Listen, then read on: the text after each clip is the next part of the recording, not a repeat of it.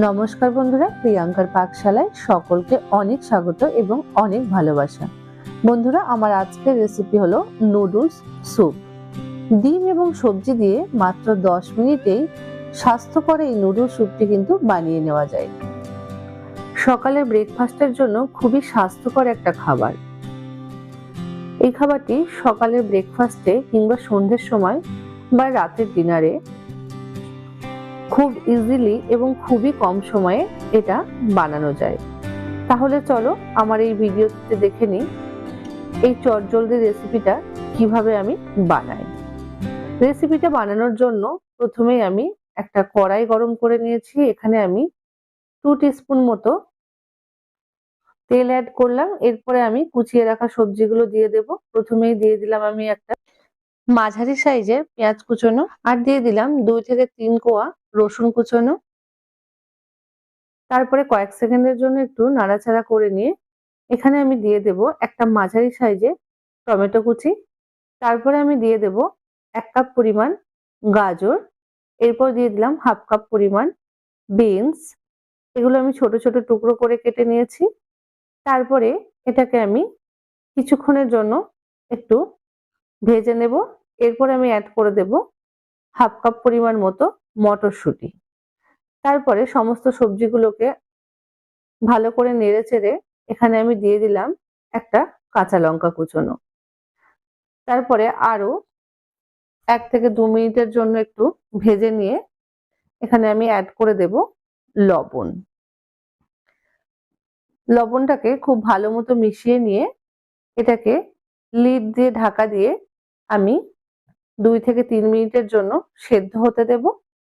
তারপরে 2 থেকে 3 মিনিট পর লিডটা খুলে নিয়ে আমি এখানে দিয়ে দিচ্ছি একটা ম্যাগি মশলা।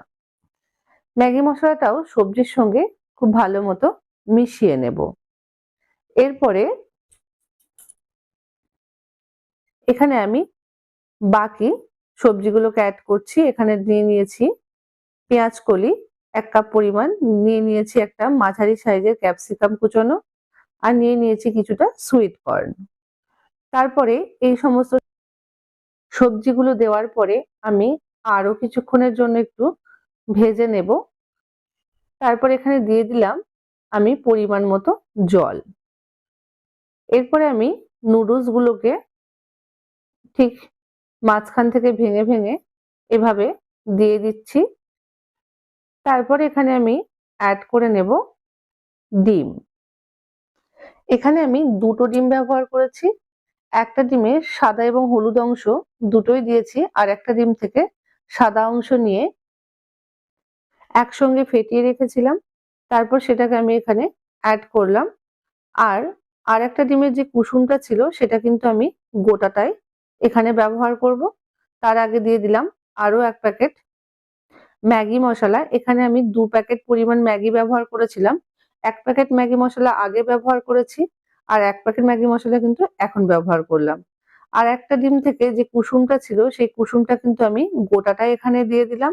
তারপর লিড দিয়ে ঢাকা দিয়ে নিয়ে আমি এখানে আরো 2 মিনিটের জন্য কুক করে নিলেই সম্পূর্ণভাবে কিন্তু রেডি হয়ে যাবে আমার আজকের এই নুডলস স্যুপ রেসিপিটি।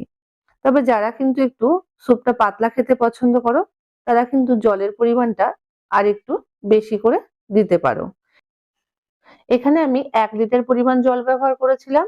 তবে এখানে যা সবজি আছে সেক্ষেত্রে তোমরা কিন্তু এখানে যারা একটু পাতলা স্যুপ খেতে পছন্দ করো তারা কিন্তু এখানে 1.5 লিটার জলও ব্যবহার করতে পারো।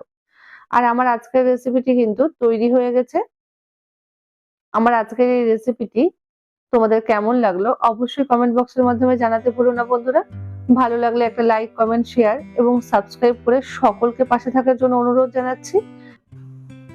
আবারও দেখা হচ্ছে নতুন কোনো আর একটা রেসিপি নিয়ে। আমি আজকের মতো বিদায় নিচ্ছি। সকলে খুব ভালো থেকো এবং সুস্থ থেকো। চলো, টাটা।